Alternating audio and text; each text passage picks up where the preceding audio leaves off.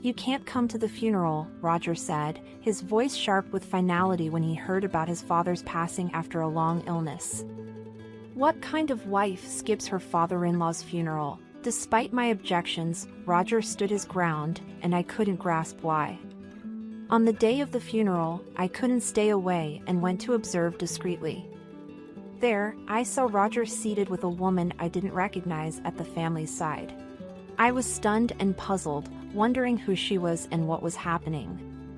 The truth that would soon unfold was even more shocking than I could have imagined. I'm Catherine, 30 years old. I've been married to Roger, a 35-year-old office worker, for 3 years now. We don't have children yet. Roger's work often takes him away, leaving him home only about 3 days a week. During his absences, I immerse myself in drawing comics. On his days off, we enjoy shopping, watching movies, and making the most of our time together. Roger's mother passed away when he was a child, leaving his father to raise him and his sister, Sarah, on his own. In the early days of our marriage, we often made the 2-hour drive to visit Roger's family. However, as his father's health declined over the past year, our visits became less frequent. Roger explained, "Doug doesn't want you to see him like this, so I refrained from visiting as his condition worsened." One evening, after Roger returned from work, his phone rang. "Oh, Dad's passed away," he said, his voice flat as he relayed the news. I stopped preparing dinner, and Roger sighed deeply after ending the call. "Was that real? Did you hear that? His condition must have deteriorated suddenly."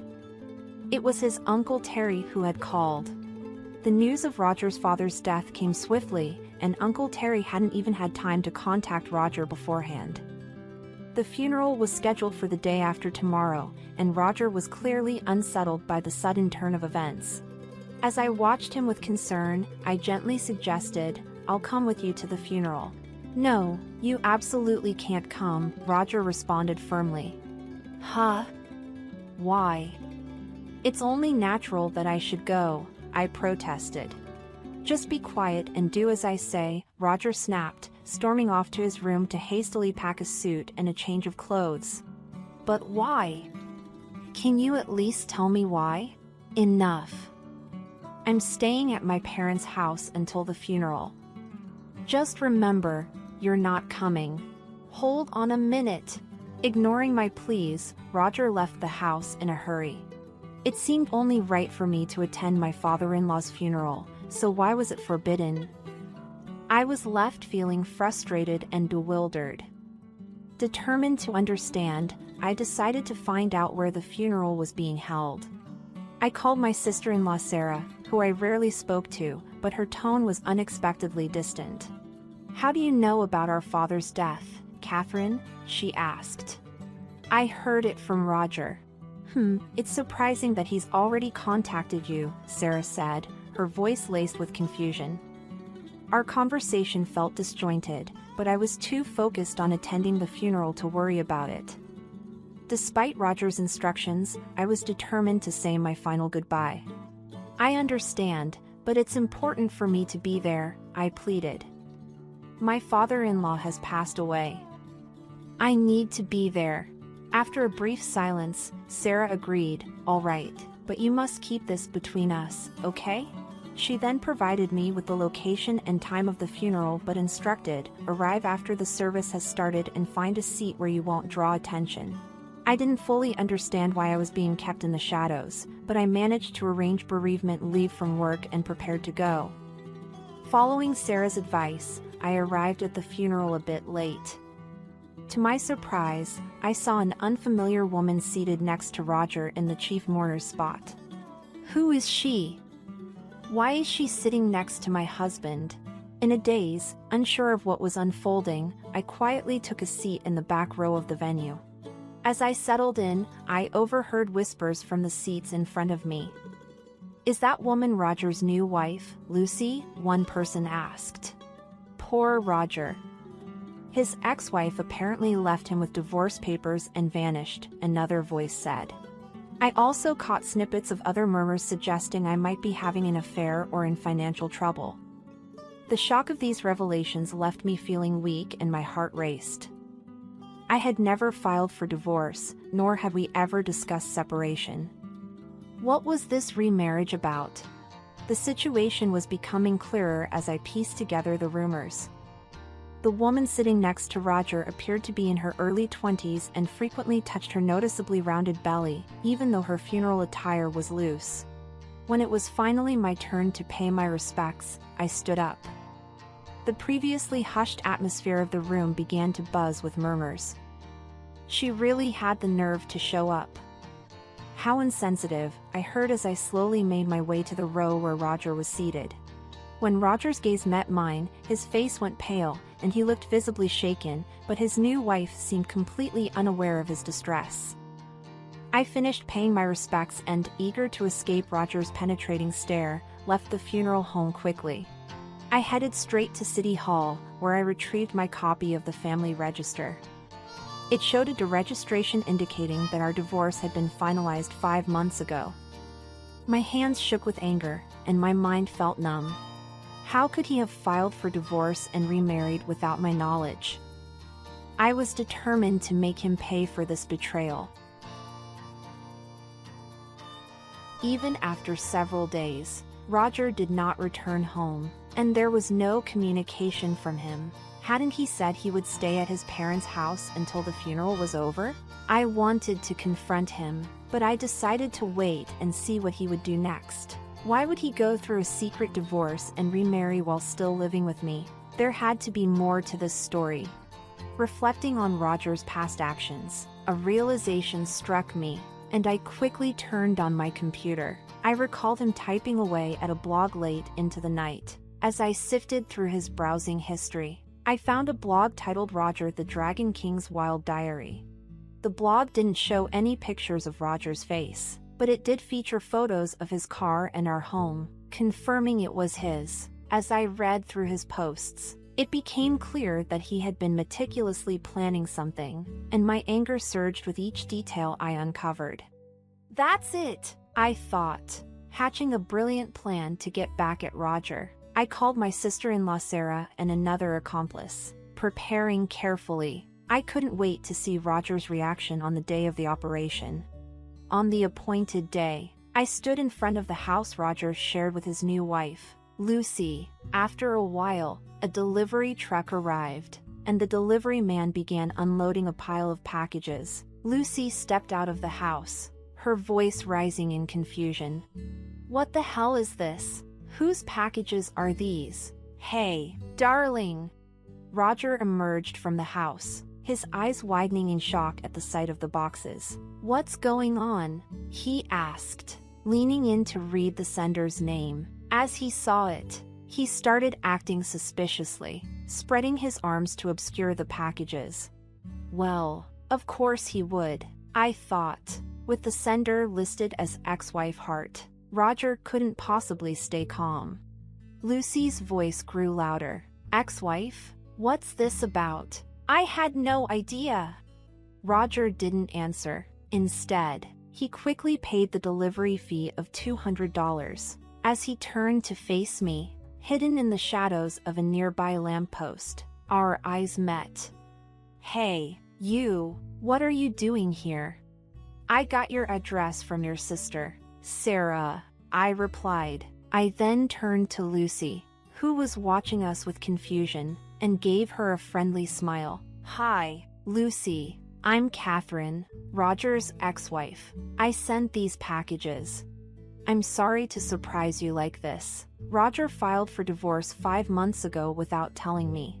I showed Lucy our marriage certificate, which took her by surprise. She then invited me inside, suggesting we discuss things without causing a scene outside. Once in the living room, I ignored my trembling husband next to Lucy and addressed her directly. "Lucy, when did you start dating Roger?" "About a year ago. He told me he was single," Lucy said. "I can't believe this," I replied, struggling to process the situation. That's quite something. So he's been deceiving both of us, I said, noting Roger's casual demeanor.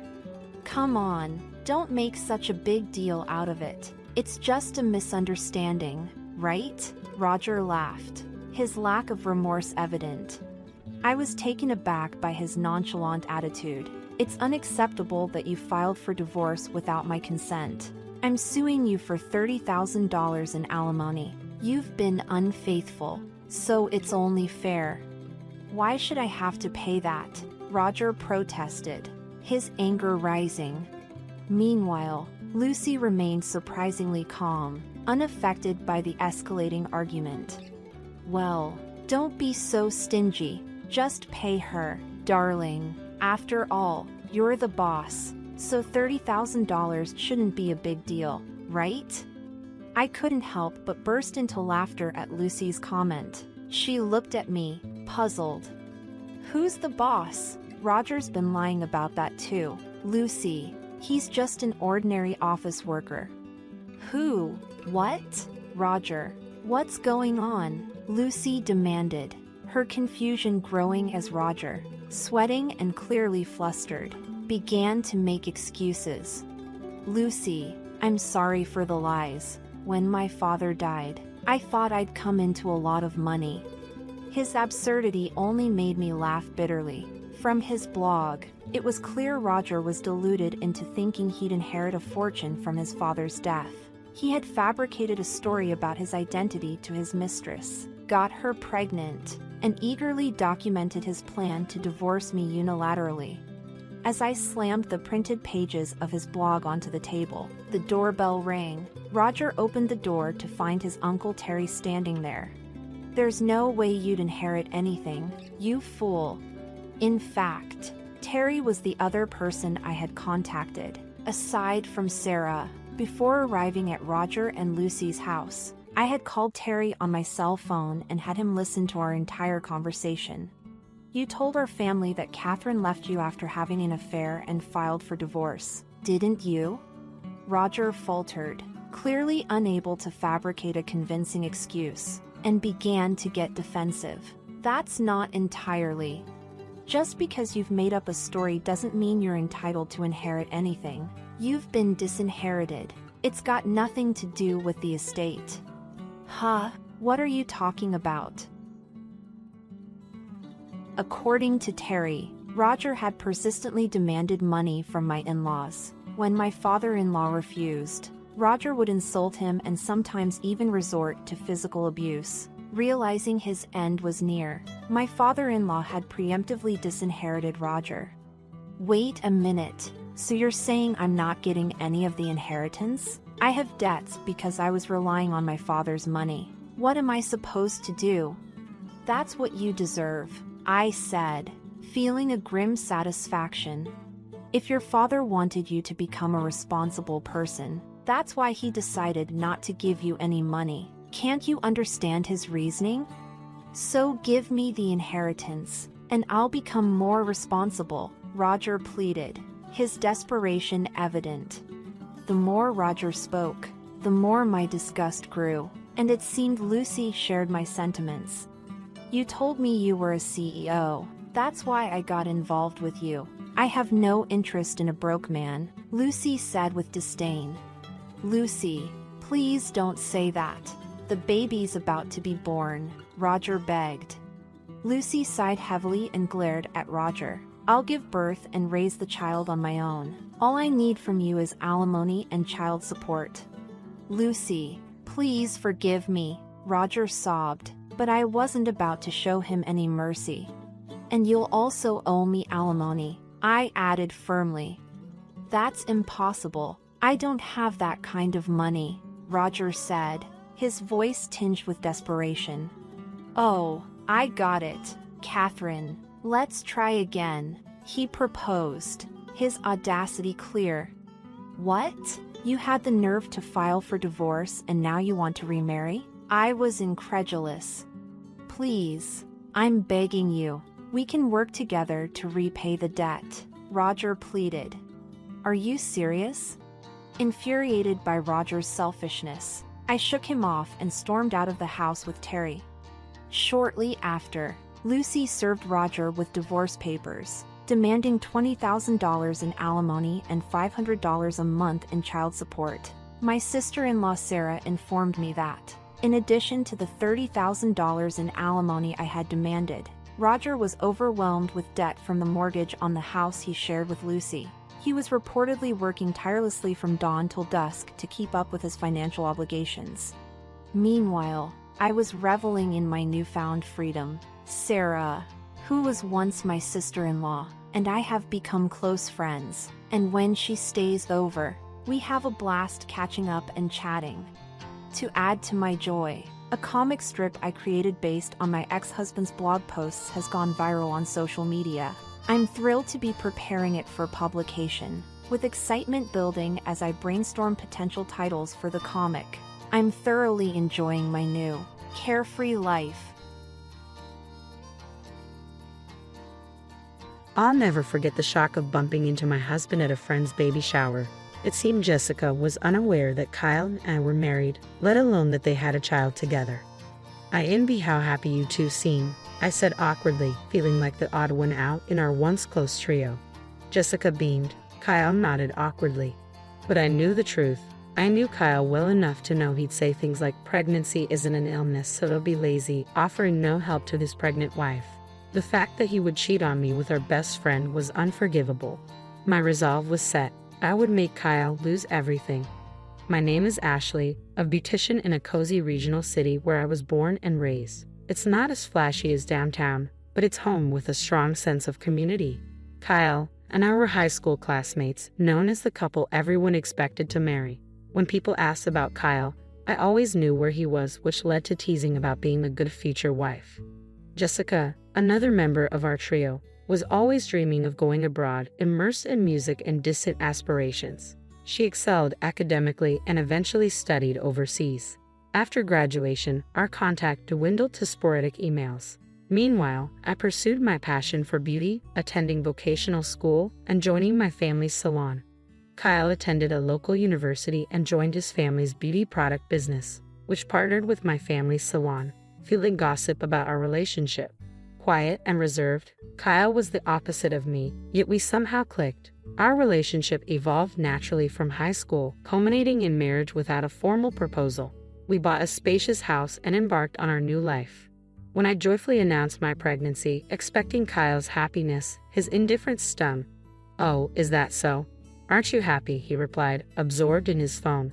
Disappointed, I faced a tough pregnancy, forced to take early maternity leave due to health issues. Kyle's lack of empathy surfaced as he cited maternity leave regulations and criticized my reduced workload. "Pregnancy isn't an illness," he'd say callously, expecting me to maintain household chores despite my health challenges.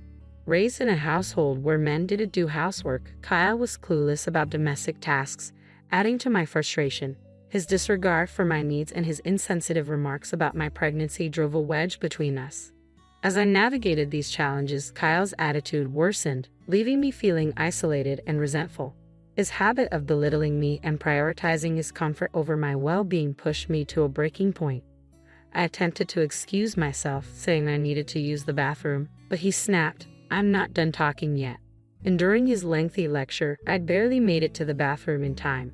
From behind me, I could hear Kyle's mocking comment, "That's so uncool." When we first married, I found Kyle's calm demeanor appealing. But since becoming pregnant, everything seemed to backfire. Instead of supporting me, he compared me to various cases he read about online. That celebrity returned to work immediately after giving birth and looked perfect. "You'll be the same, right?" "I don't know. Don't compare me so easily to such incredible people. We're both human," I replied, feeling the weight of Kyle's high expectations. He easily believed dubious information from the internet, turning our conversations into unpleasant arguments. Around the same time I got pregnant, Kyle started spending less time at home. Arguments like these were part of the reason, but he also began going out at night and on weekends, claiming it was for work. This new behavior was unlike our previous life together and far from the involved father figure society now expects. One night, when Kyle came home late, I decided to confront him. "You've been busy with work recently, haven't you?" I'm trying to attract new clients. It's none of your business, he retorted sharply. But Kyle, have you been drinking? This isn't like you. This is part of my job now. Stop nagging, he replied loudly enough that the neighbors could probably hear. I could smell alcohol on his breath, a stark contrast to how he had been before. You never had to drink for work before. What's going on? You wouldn't understand. Basically, you are. His words trailed off into another round of sarcastic remarks, leaving me frustrated and uncertain about our future. I work hard every day, and all you do is lay around at home. This doesn't make working worthwhile, Kyle accused, his voice filled with frustration. I'm not just lazing around. I'm quite busy preparing for the birth, I defended myself, struggling to hold back tears. That's no excuse to neglect housework. You hardly put on makeup anymore. It's like you're giving up on being a woman just because you're pregnant, he continued, his words cutting deep, holding back tears that threatened to spill. I turned to put Kyle's bag back on the shelf. As I did, a small object fell to the floor with a clink. What's this? I asked, picking up the wireless earbuds casually and examining them. They were small, shaped like earrings in a cute pink color that seemed designed to appeal to women. Don't you dare touch my bag without permission. That's an invasion of privacy, Kyle snapped sharply. It's not unusual for me to do this, but Kyle, you don't usually use earbuds. Are these someone else's? We should probably return them, I suggested calmly. That's for me to worry about. Just focus on your housework. Why can't you even get that right? Kyle's reaction was unexpectedly intense for simply pointing out a lost item. As I opened my mouth to speak further, I felt a dull impact on my stomach. Kyle had kicked me. Don't forget that you're being supported by me. If you keep interfering, I'll have to reconsider things, he threatened before storming off to his room. Confused and hurt, I couldn't comprehend what had just happened. Tears finally escaped as I stood there, feeling alone and unsure about our future. I sat on the floor, stunned, replaying the recent events in my mind. It didn't make sense why I deserved to be kicked. Kyle's reaction was incomprehensible to me. The next day, for safety's sake, I went to the hospital to check on my stomach. I couldn't bring myself to admit that my husband had kicked me, so I lied, saying I had fallen at home. Fortunately, the baby was fine, but the area where I had been kicked was bruised and sore. Amidst this turmoil, some good news arrived. My best friend Jessica had given birth. I knew she had studied abroad and found a job there, but apparently, she had returned to the U.S. I had hoped to bring Kyle along for a reunion of our close trio, but he was away on a business trip. Reluctantly, I went alone to congratulate her. In her bright hospital room, Jessica lay on the bed with a relieved expression. As I entered, she managed to sit up slightly. It's been so long. Congratulations on the birth, I greeted her. Thank you. I actually came back to the U.S. about a year ago but couldn't contact you. I'm sorry. I'm just glad the baby was born safely, Jessica replied, looking more polished and mature than during our student days.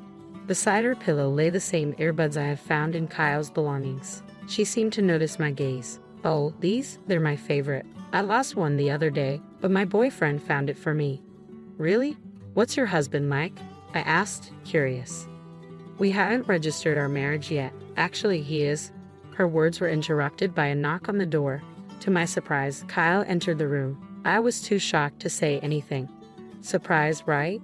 I'm currently dating Kyle, Jessica announced casually, unaware that Kyle and I were married, innocently smiling at me. Hey, welcome. Long time no see, Kyle greeted, his nonchalant attitude heightening my confusion. It's a reunion of our close trio. I started seeing Kyle again after returning to the U.S. We're planning to get married, but we've been busy with paperwork. I see. Actually, as you can see, I'm pregnant too, I replied calmly, feeling overwhelmed but determined to protect myself and my child. I pondered the best way to handle the situation. I must protect this child and myself, I reminded myself.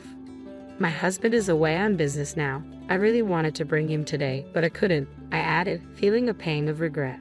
That's a shame. I wanted to meet Ashley's husband, Jessica commented. It really is a pity, but having a husband like yours who accompanies you is definitely better. My boyfriend hardly helps at all. I glared at Kyle discreetly, but he deliberately looked away. You two look so happy together, Jessica remarked, oblivious to the tension. Only one left out of our close-knit trio, Jessica, Kyle. I hope you'll always be happy, no matter what, I said, trying to maintain a composed demeanor. Jessica nodded with a beaming smile, while Kyle nodded awkwardly. "Oh, this is for the baby shower. I heard bids are always useful, so I bought some," Jessica said, changing the subject, offering the gift with a warm gesture. "I even got matching ones for my baby. They're cute." "Thank you," Jessica exclaimed happily. "You must be excited for your baby too, Ashley." "Yes, once I have a healthy baby, we should all go out together," I replied warmly. At the mention of all, Kyle's shoulders twitched. I pretended not to notice and smiled brightly. "By the way, can we take a photo?" Jessica asked suddenly. She held the baby and Kyle stood next to her. I forced a smile and agreed. After the photo, I excused myself from the hospital room. Before I knew it, my breathing became ragged and my shoulders heaved. Beyond the door, I could hear Jessica's excited voice and Kyle's low responses. Leaving the hospital, I rushed home. Opening my phone, I contacted a real estate agent immediately. "Hello, I know this is sudden, but I want to sell my house," I explained urgently. "Yes, you can list it right away. I'll complete the paperwork quickly. Also, could you recommend a moving company?" I asked, arranging everything swiftly through the agent's connections. Next, I called Kyle's mother. "Due to an urgent situation with Kyle, I'm sending some belongings your way. There will be a lot, so please don't be surprised," I informed her, deciding to erase any trace of our shared home. Kyle had mentioned he would be on a business trip until tomorrow, likely planning to stay elsewhere tonight. Though I wanted to send his belongings directly to his parents' house, I hesitated not to shock my mother-in-law. At least informing her was the least I could do. After finalizing these arrangements, I noticed a series of missed calls from Kyle. In fact, he had been trying to reach me continuously since I left the hospital. Ignoring the calls, I calmly drank water. Then a message appeared. "Let's talk things over, just the two of us." But what was there to discuss in this state? Moreover, after being kicked in the stomach, my wariness of Kyle had transformed into deep distrust, and I couldn't bear to hear his voice anymore. Immediately upon arriving home, I began packing. I entered Kyle's room and started stuffing his belongings into boxes. Thankfully, it was the off-season for moving, so I signed up for a plan that included packing assistance. The shipping went smoother than expected, and soon, only my belongings remained. My parents came over promptly upon my request, and we completed the move swiftly. While packing Kyle's room, I stumbled upon something unexpected, an incomplete divorce form. It appeared Kyle had already started the process to leave me for Jessica. Seeing an opportunity, I filled in the remaining sections of the form and decided to keep it safe. Just then, my phone rang. It was my mother-in-law. "Ashley, I knew some belongings were coming, but I didn't expect so many." "What happened?" she asked anxiously. "Actually, Kyle has been having an affair. Do you remember Jessica from high school? It seems he had a child with her," I revealed, sensing her shock on the other end of the line. While I sympathized with her, I continued, "Unfortunately, I have evidence." I sent her the photo I had taken in the hospital room showing Jessica with the baby, with Kyle standing beside them. "I don't want to believe it, but it's true." "I don't want to believe it either, but it's the truth," my mother-in-law admitted quietly. "I'm going to stay at my parents' house starting tonight," I informed her. After trying unsuccessfully to reach Kyle, my mother-in-law seemed troubled. She asked if I knew his whereabouts. Unable to contain my emotions, I blurted out, "He's no longer family to me." My mother-in-law seemed to understand my decision. That night, I took my belongings and returned to my childhood home, where I slept peacefully in my old room. The next morning, I received a message from Kyle. "Hey, the house is empty and there's a for sale sign up." "What's going on?" he asked. "Don't you understand? Your home isn't there anymore." "For now, I've sent your things to your parents' house," I replied, firm in my decision to move forward without him. "I'm changing the locks tomorrow, so coming back will be pointless," I informed Kyle firmly. "What have you done? Let's talk, at least." "I suppose we must. I'll come to your parents' house this afternoon. I'll contact your mother myself," Kyle responded urgently. I quickly ended the call and began preparing to go out that afternoon. Soon, all the relevant parties gathered at Kyle's parents' house. Kyle's parents, my parents, Kyle, and myself. My mother-in-law looked particularly pale but bravely started the conversation. "Kyle, is it true that you're having an affair with your friend Jessica?" she asked directly. "An affair? No, Mom, we just started dating late, that's all," Kyle replied, attempting to downplay the situation. I'm not interested in excuses, and there's a child involved too. It seems you're quite compatible, my mother-in-law retorted sharply.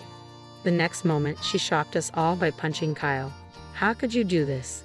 Ashley is pregnant with your child?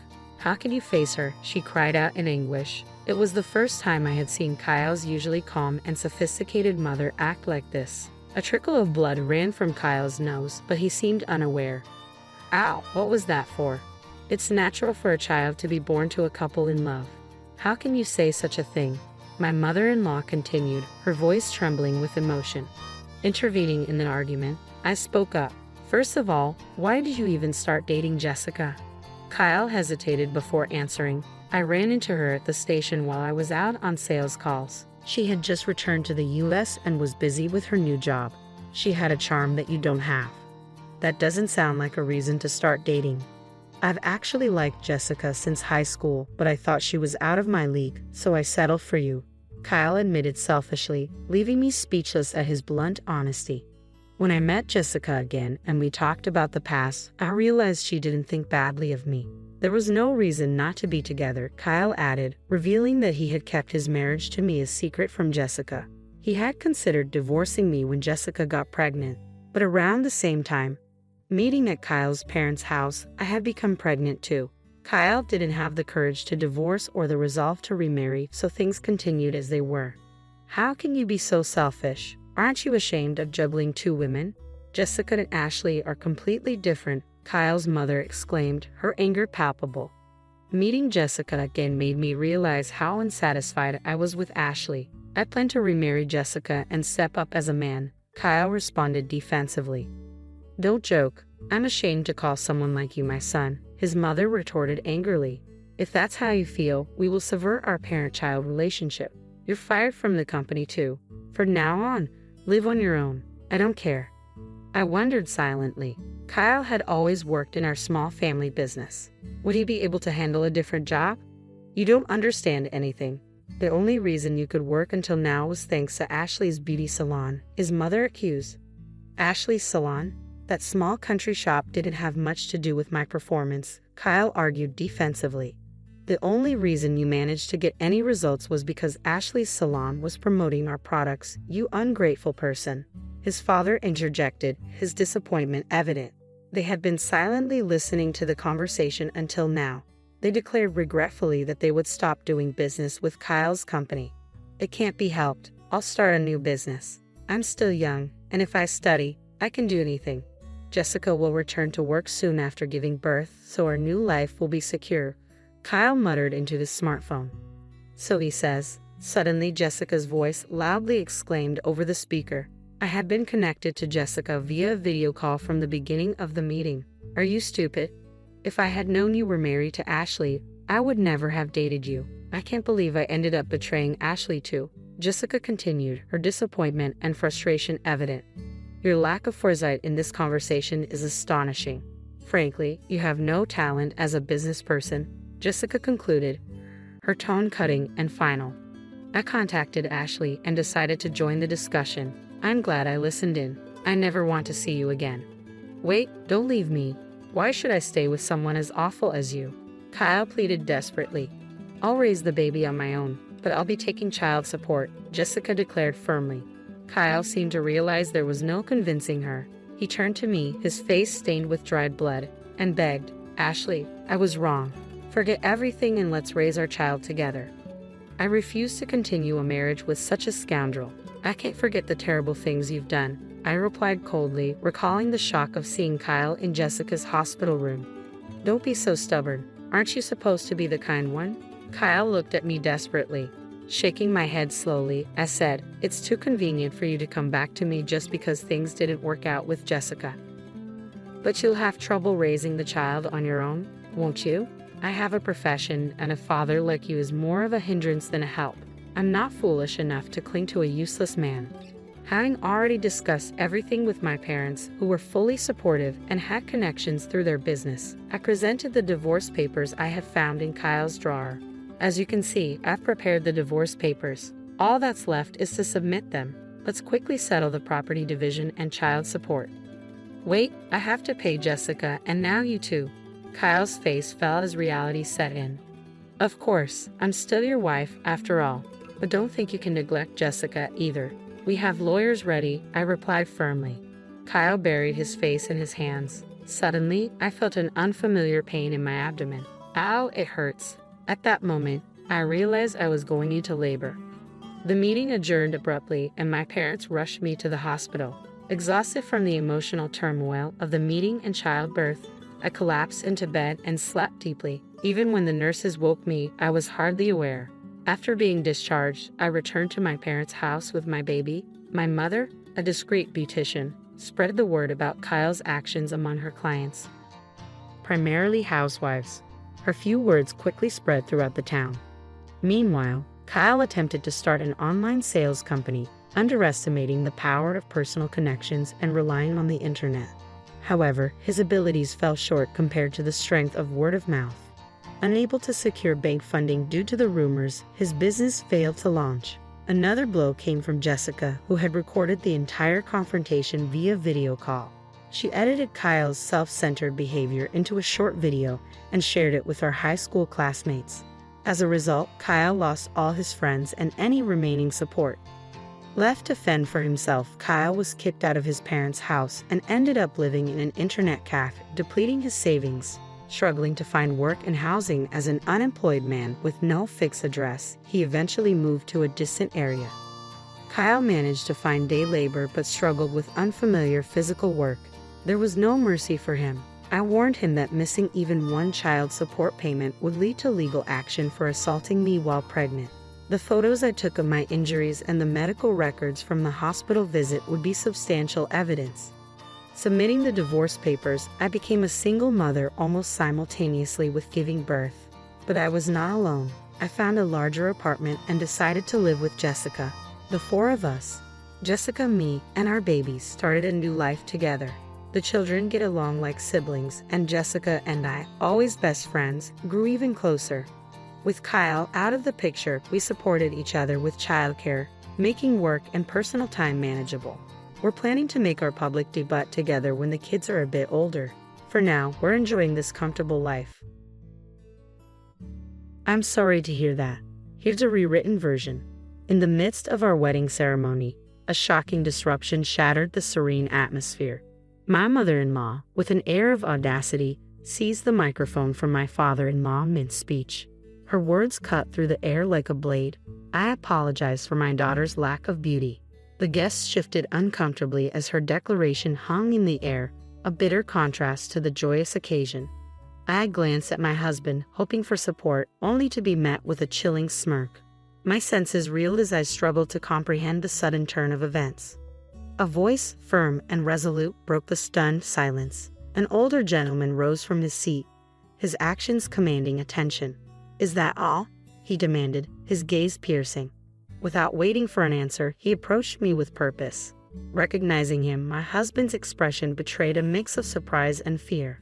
Before I could gather my thoughts, the man took my arm and ushered me away from the chaos. "Let's leave," he said gently, leading me through the corridors, away from the unwanted spectacle of our wedding day. A whirlwind of thoughts swept through my mind, painting a vivid picture of my life. My name is Angela, a 35-year-old woman shaped by the tumultuous currents of my past. Raised in a single-parent household after my parents' divorce during my elementary school years, I became intimately acquainted with resilience and responsibility from a tender age. In my 20s, life took an unexpected turn when my mother fell ill, requiring my devoted care. Days melded into nights as I juggled the demands of work and the duties of a caregiver, my world revolving around her needs. Despite the challenges, I persevered, driven by love and duty. As the years passed, still unmarried in my 30s, fate intervened in the form of Stephen. A chance encounter at my office, where I manned the reception desk, blossomed into something more profound. Stephen, a man of kindness and understanding, saw beyond the complexities of my life and extended a hand of love. His proposal, offered despite the weight of my caregiving responsibilities, stirred a maelstrom of emotions within me. Could I dare to embrace happiness while tethered to the obligations of my past?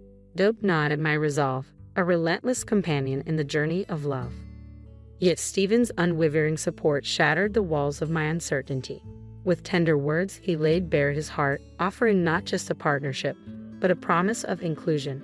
"Let us be a family of 3, he proposed, a beacon of light in the darkness of my doubts. Moved by his heartfelt proposal, I made the decision to marry Stephen. However, when we shared the news with our parents, the reactions couldn't have been more contrasting. While my mother overflowed with joy, Stephen's mother, whom we'll call Ruth, responded with cutting disdain. During our first visit to Steve's home as an engaged couple, Ruth's words pierced the air like arrows. "I must be frank, I don't consider a woman from a single-parent family suitable for my son," she declared, her tone laced with contempt. As we embarked on wedding preparations, Ruth's hostility persisted, veiled in sarcasm and barbed remarks. Her comments, dripping with disdain, chipped away at my resolve. Despite her relentless jabs, I held my ground, refusing to allow her insults to go unchallenged. "I can endure your insults, but I won't tolerate you speaking ill of my mother," I asserted firmly, meeting her venomous words with unwavering strength. Yet Ruth's attacks only escalated, accusing me of using deceit to ensnare her son and casting unfounded aspersions on my family. Faced with her baseless accusations, I stood my ground, defending my honor and that of my loved ones. Though the road ahead seemed fraught with challenges, I refused to allow Ruth's bitterness to tarnish the love Stephen and I shared. With each attempt to assert myself, Ruth's venomous retorts intensified, leaving me feeling increasingly powerless. The thought of confiding in Steve crossed my mind, but I couldn't bear to burden him with unnecessary worries as we embarked on our journey into married life. Ruth's audacity reached new heights as she began to meddle in our wedding plans, even intruding upon the sacred ritual of selecting a wedding dress. Standing alongside my husband, she boldly declared her intent to choose the gown herself. Steve, oblivious to the tension, praised his mother's sense of style and eagerly supported her involvement. "I appreciate your gesture, but I want the freedom to choose a dress that resonates with me personally," I asserted gently, refusing to relinquish control over a decision so deeply personal. "I traveled all this way for you, only to be met with disappointment," my mother-in-law lamented, her words dripping with hurt. My husband's immediate defense of her, always swift to side with her, especially when she portrayed herself as the victim, stung deeply. Yet, when it came to the wedding dress, a symbol of my joy and individuality, I couldn't yield.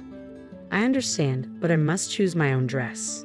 This moment is too important to compromise on," I affirmed resolutely, unwilling to sacrifice my vision for the sake of appeasing others. Despite her reluctance, my mother-in-law relented, though her resentment lingered. As the morning of the wedding dawned, her simmering animosity erupted into a shocking display of cruelty. "What a dreadful dress! And the veil? Tasteless," she scoffed upon encountering my chosen attire in the dressing room. Her words cut deep, a venomous attack on the culmination of my dreams. Despite my rising distress, I endeavored to maintain composure, determined to sidestep any turmoil on my special day. My mother, who adores sewing, crafted this veil with love. We selected the dress together, and I truly adore it, I explained evenly, hoping to diffuse the tension. But my attempt at peace was shattered as my mother-in-law's eyes widened with fury. In an instant, her calm facade crumbled, replaced by a storm of rage. With a sudden motion, she produced a can of coffee from her purse, unleashing its contents onto my beloved dress. Shock paralyzed me as the dark liquid stained the pristine fabric, rendering it unsalvageable. Desperation gripped me as I reached for a nearby towel, but my efforts proved futile against the irreversible damage. "This is the consequence of disobedience," she spat, her voice dripping with malice. With a final decree, she declared my attire unfit for the occasion, leaving me with no choice but to comply with her demands. As she exited the dressing room, her vindictive act hung heavy in the air, a bitter reminder of the power she wielded over my happiness. She must have deliberately brought the canned coffee, plotting to ruin my dress all along, evident from the fact that she had another dress prepared. Fueled by a mix of anger and frustration, I trembled with disbelief at her calculated cruelty. Seeking solace, I retreated to the separate waiting room where my husband awaited, tears streaming down my cheeks as I recounted the ordeal. "This is utterly unfair. It's going to cast a shadow over our entire wedding. What would you like me to do about it?" he snapped, his frustration palpable. Before I could finish, he cut me off, his voice rising in anger. His sudden outburst mirrored the venomous intensity of his mother's actions. Stunned by his abrupt shift in demeanor, I recoiled, taken aback by the harshness of his words. Yet just as swiftly as his anger erupted, it dissipated, replaced by a sense of remorse. "I'm sorry. I didn't mean to lash out like that. I'm just feeling overwhelmed," he apologized, his agitation evident as he wiped beads of sweat from his brow. Despite his apology, a pang of guilt gnawed at me for burdening him with my troubles on such a momentous day. In an effort to diffuse the tension, I opted to lend an ear to my husband's concerns. "You seem really stressed. What's going on?" I inquired gently, hoping to offer some support.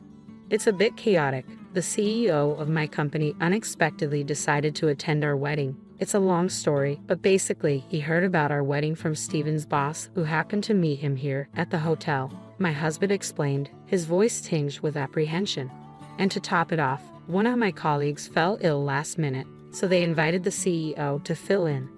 The coincidence was certainly striking, and I couldn't help but see the potential career implications. "It's quite the opportunity. Your skills might just earn you a promotion," I remarked, though I couldn't shake the feeling of frustration at his dismissive tone. Realizing the futility of arguing with him in his current state, I chose to withdraw from the conversation, allowing him to stew in his own thoughts. With the wedding ceremony underway, we exchanged vows atop the hotel's rooftop, the picturesque setting providing a serene backdrop to our union. As the moments passed without incident, a sense of relief washed over me, the earlier turmoil momentarily forgotten. However, the tranquility was short-lived, shattered by the impending family speeches at the reception. My mother-in-law's words cut through the air like a blade, leaving me seething with anger and indignation. Despite my father-in-law's attempts to intervene, she persisted, clutching the microphone tightly as she unleashed her vitriol for all to hear. Just as I reached my breaking point, a middle-aged man rose from his seat with determined resolve, striding purposefully towards me. "You don't deserve to endure this," he declared, his gaze fixed squarely on my mother-in-law. Without hesitation, he extended a guiding hand, leading me away from the escalating confrontation. My mother-in-law's outrage was palpable as she recoiled at the interruption to her tirade. However, her fury paled in comparison to the shock that rippled through the room as the man's identity was revealed. "Who dares to interrupt my speech?" she exclaimed, her indignation faltering as she realized the stature of the man before her. Beside her, Stephen's complexion drained of color as the truth dawned upon him. In a whirlwind of confusion, we hastily retreated from the reception hall, leaving the chaos behind. Sweating profusely and visibly flustered, Stephen struggled to regain his composure as we sought refuge in the relative privacy of the dressing room. "Why is my father here?" I gasped, the revelation sending shockwaves through my already tumultuous world. "That's correct. Stephen's company's CEO is also my biological father. The dissolution of my parents' marriage stemmed from irreconcilable differences. Their constant conflicts, exacerbated by their shared workplace, led them to part ways in the belief that it was for my well-being. Despite the divorce, they maintained sporadic contact over the years. I had grown accustomed to seeing my father several times a month, his consistent child support ensuring my needs were met as I transitioned into adulthood. Even when my mother fell ill, he remained a steadfast presence, offering support in various forms, fostering a strong bond between us. Yet the revelation of his position as Stephen's boss caught me off guard. "I never knew my father was the CEO of Stephen's company," I murmured, grappling with the unexpected twists of fate. His sudden appearance at my wedding, contrary to his prior commitment to a business engagement, only added to the bewildering turn of events. "Why did you come if you had an important meeting?" I questioned, perplexed by his change in plans. "My meeting concluded earlier than anticipated. I couldn't miss the opportunity to give you this gift in person," he explained, his presence offering a glimmer of solace amidst the chaos. As I made my way to the entrance, I encountered an employee who revealed an unexpected twist. My father was the boss Stephen had mentioned. Learning of the wedding through routine preparations for a gift, my father seized the chance to attend upon discovering the vacant seat due to a last-minute cancellation. "Why didn't you tell me?" I questioned, feeling a mix of surprise and confusion at his secrecy. "After discussing with your mother, we thought it would be a delightful surprise. I never anticipated it would unfold like this," my father confessed, a tinge of sadness clouding his expression. Before I could delve deeper into the matter, the dressing room door swung open, revealing my mother-in-law's ominous presence. Her saccharine tone sent shivers down my spine as she attempted to coerce me back into the fold. The realization that she must have learned of my father's identity from her husband's revelation sent a chill through me. Who do you think caused all of this? It was just a harmless joke, she declared, her attempt at levity falling flat in the face of my father's unexpected appearance. How dare you make such a tasteless joke at my daughter's expense? It's unforgivable, my father shot back, his indignation mirroring my own. What? So, it wasn't a jest after all? You genuinely called my daughter ugly? My father's confrontational tone left my mother-in-law stumbling for words, her feeble attempts at evasion falling flat. In a flurry of urgency, my husband burst into the room, his hurried footsteps echoing in the tense atmosphere. He knelt before my father, seeking to atone for his mother's transgressions. I apologize for my mother's indiscretion, he implored. You're apologizing to the wrong person. My father's icy gaze bore down on my husband, his words laced with disappointment and reproach. Angela, I'm sorry. My mother acted independently. My husband addressed me, his voice tinged with regret. If that's true, then why didn't you intervene when she insulted me? I demanded, my shock rendering me immobile. And your father attempted to intervene? I added, incredulous. But you seemed content to sit back and watch. I accused, my voice trembling with hurt and betrayal. You're mistaken. My demeanor was misconstrued. Regardless, the sole responsibility lies with my mother, my husband insisted, his defense ringing hollow in the wake of his mother's egregious behavior. My husband erupted, his accusatory finger aimed squarely at his mother. Stephen, are you turning against your own mother? We agreed to teach this insolent wife a lesson together, didn't we? Hey, enough with the unnecessary remarks. You said we needed to put this wife, who refuses to let Mama have her way with the dress, in her place. Keep quiet. My husband silenced his mother, his hand muffling her protests in a somewhat comical fashion. Now, care shed some light on this situation. I prodded, my voice edged with urgency. No, this was my mother's doing alone. It's for your own benefit, frankly. At this point, don't you think? My husband's response faltered as my father interjected, his probing gaze compelling him to speak. When Angela insisted on choosing her wedding dress, my mother suggested she would become disobedient if not disciplined properly. My husband finally confessed, his tone tinged with reluctance. What's wrong with choosing my own dress? Isn't it natural for a wife to heed her mother-in-law's wishes?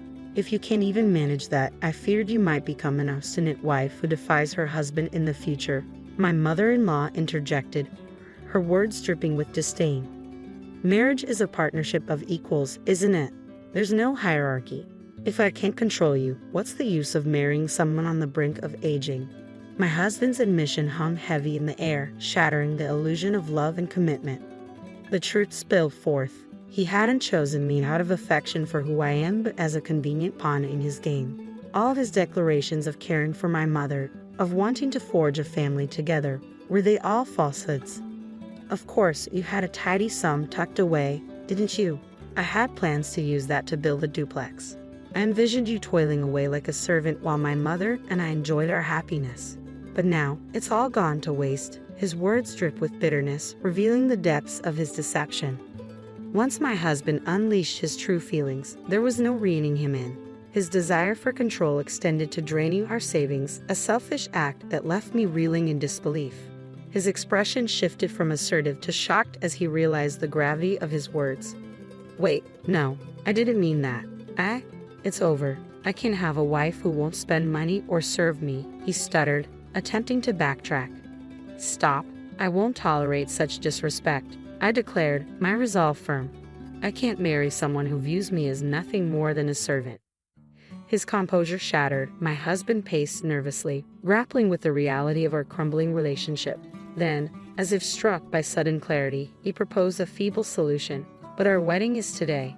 We can't call it off now, he reasoned, desperate to salvage the situation. I'll handle the guests and their gifts. Since your mother's actions led to this, you'll cover the expenses, I countered, refusing to shoulder the blame for his family's interference. You can't be serious. This breakup is your fault for overreacting to a single incident with my mom, he retorted, his words dripping with defensiveness. All the hurtful things you've said to me, they're all here, he added, pointing accusingly at me.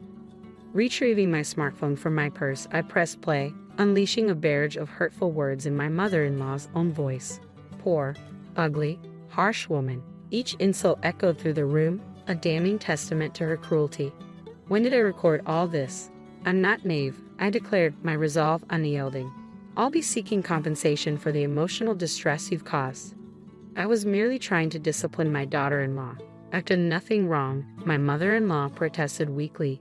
If you won't pay willingly, I'll see you in court. Let's see if you'll repeat those words before a judge. This isn't a laughing matter. Realizing the precariousness of her position, my mother-in-law paled, her defiance crumbling. I'll also be reconsidering your position at the company, I added, turning to address my father-in-law. With this final blow, my husband's facade shattered, his resolve crumbling as he sank to his knees. I'm sorry, Angela. Please forgive me, he pleaded, his voice thick with remorse. That's right, Angela. You're already married. You can't just throw it away so easily. If we work together, we can overcome this obstacle and have a great future together, my husband and mother-in-law pleaded desperately. Shrugging off their attempts at reconciliation, I fixed them with a steely glare. Enough of your deceitful words. You're both despicable, I spat before storming out of the dressing room.